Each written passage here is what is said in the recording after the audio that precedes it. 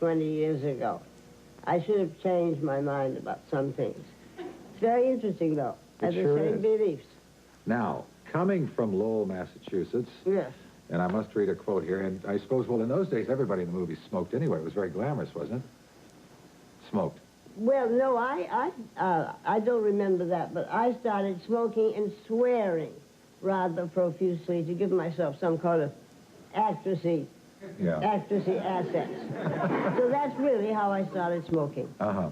And then it becomes a wonderful prop as you work in your career? Well, well, the only reason that I am so famous for it is, I think, if you smoke a cigarette in one scene, you smoke in other scenes, because you don't smoke just once in a whole film. So I used to repeat the fact that I was a smoker in whatever part. But I played many parts without smoking, tons. This is a quote. 1926 you came out here from, as I said, Lowell, 1930. Massachusetts. 1930. I was in the theater first. 1930, I arrived in Hollywood, California. All right.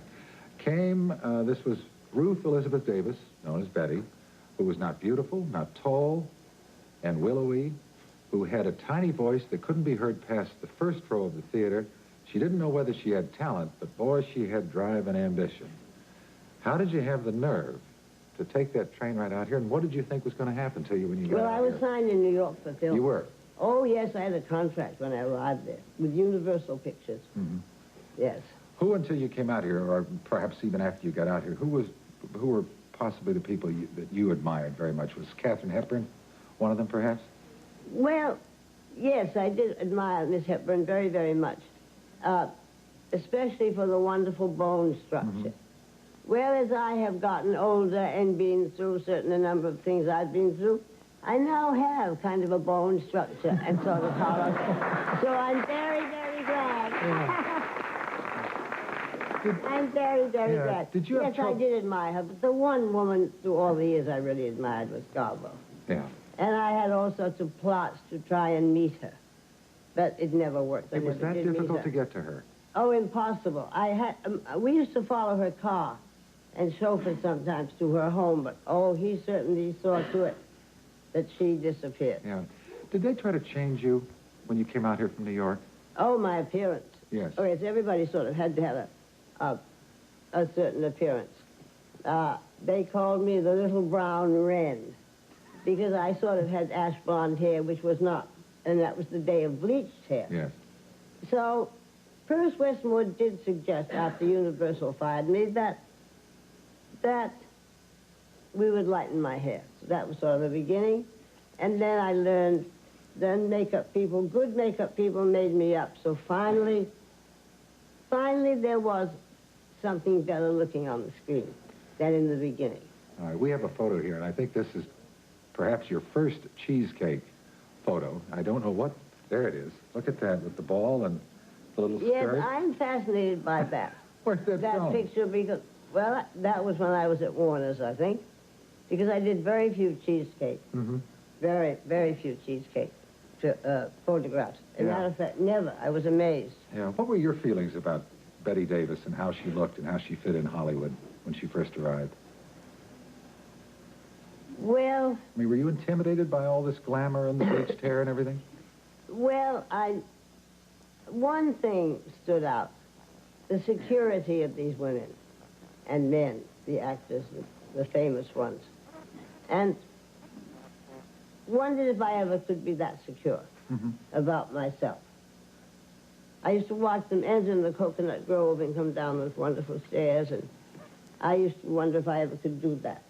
And of course, with success, one day I was able to be that secure to walk, but the stairs are now gone. It's very sad. When did that happen for you? What? When did that point in your career happen that you knew that you were secure? Oh, as regards motion pictures, it was William Wyler's direction of Jezebel and Jezebel itself. For which you won an Oscar. That was the real beginning of the individual stardom. What about looks and appearance and so forth as far as being an asset or a detriment to people? Perhaps not so much when you were going through your early days, but what about now? What? Being very attractive. I mean, do you think that's a help? Do you think it's a hindrance? And if you I think great beauty can be a hindrance, yes. Mm-hmm. Really great beauty. Was it Marilyn Monroe in All About Eve? Yes, it One of the was her first- first film. She was the Copacabana School of Acting. Yeah. Yes. Yeah. Yeah. Did you spend any time with her when you were doing that film, or was that one of those situations where you're on different days shooting the same movie? No, you very seldom sort of get personally to know Yeah. people, you know.